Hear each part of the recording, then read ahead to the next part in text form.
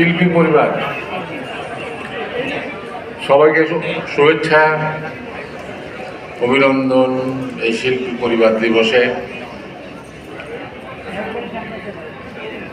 মুশকিলের কথা হলো কি, এখানে আসলেই খালি বলে দুটো কথা বলেন, আমি কি বলবো,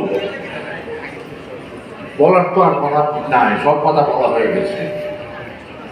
সবচেয়ে ভালো কথা হলো নতুন কমিটি এসেছে, নতুন কমিটি নতুন উদ্যোগে কাজ করবে, নতুন নতুন উদ্ভাবনা তারা বের করবে, যেগুলো অভিনেতা অভিনেত্রীদের তাদের পরিবারের কল্যাণে করবে, নাটকের কল্যাণ হবে, নাটকের অভিনয়ের উৎকর্ষ সাধন হবে। যারা নতুন শিল্পী তাদেরকে নতুনভাবে তাদেরকে কিছু শিক্ষা নেওয়ার সুযোগ দেবে। যারা পুরনো শিল্পী তারা তাদের অভিজ্ঞতা বর্ণনা করবে পুরনো নতুনদের কাছে। এই সব ব্যাপারগুলোকে ব্যবস্থা করতে হবে, যাতে কেউ কখনো নিজেকে ছোট মনে না করে।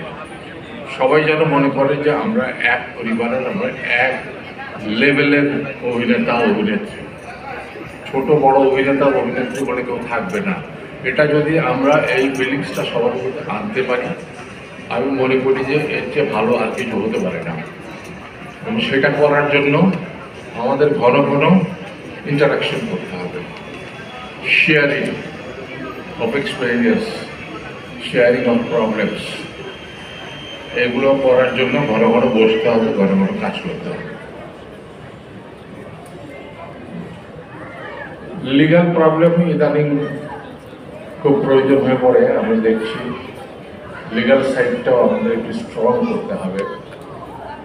শিল্পীরা কথা নেই বার্তা নেই, পুলিশে হাত করা পরিয়ে নিয়ে গেল, 1000 জনের মধ্যে সে নাকি আসামি, মানুষ খুন করেছে, আর তাকে সঙ্গে সঙ্গে নিয়ে জেলখানায় ধরে রিমান্ড নিয়ে গেলাম।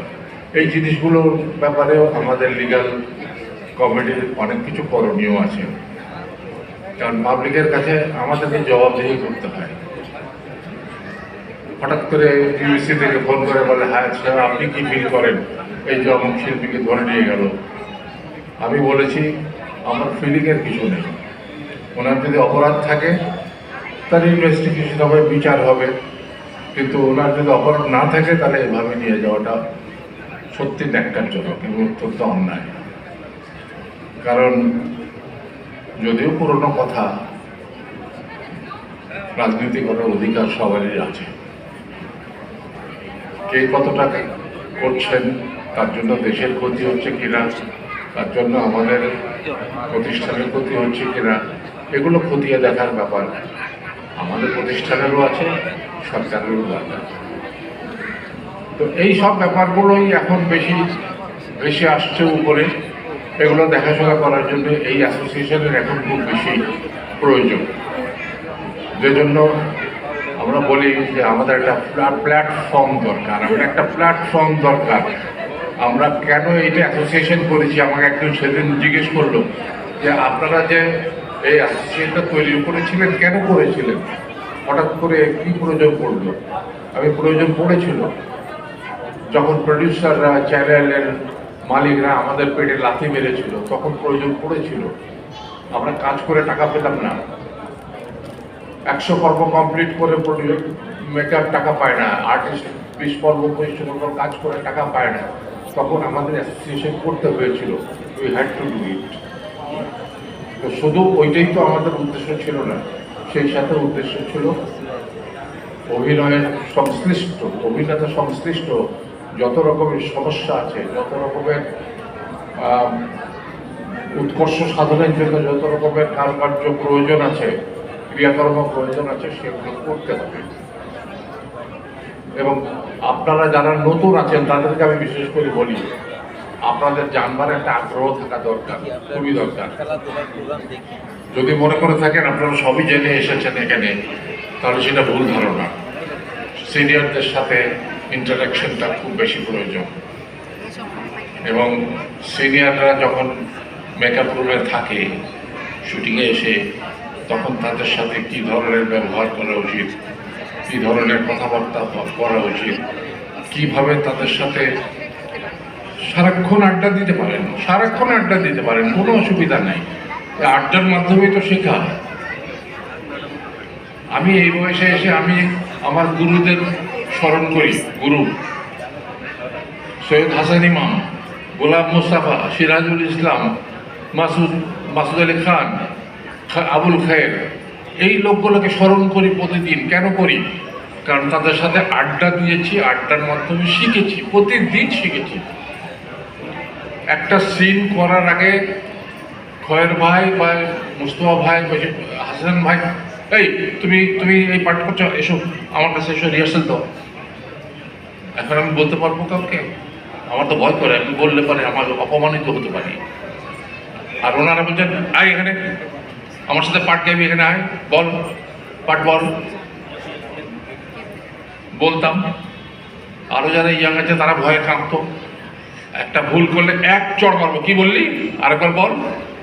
আমার সাহস আছে? নাই, সেই সাহস নাই। খয়ের ভাই একটা মেয়েকে দেখে বলে, এটা কি কাপড় পরলি তুই, তোর চরিত্রের সাথে এই কাপড় যায়, এটা কেন বললি? এটা খয়ের ভাই বলতো, আমরা বলতে পারি না এখন। এই শেখার জায়গা, কিন্তু এটা শুধু করার জায়গা না।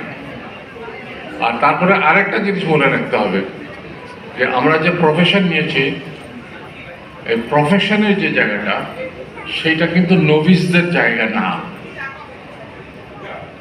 এইটাও মনে রাখতে হবে।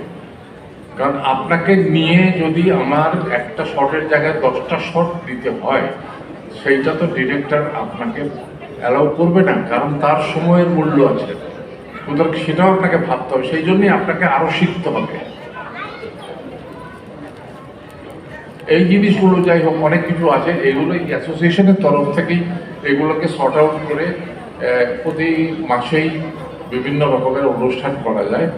যেমন আজকে আমরা সবাই একসাথে মিলেছি, এটা মেলাটার একটা বড় ব্যাপার হলো যে আমরা সবাই কাছাকাছি আসবো, যত কাছাকাছি আসবো তত ভালো। তবে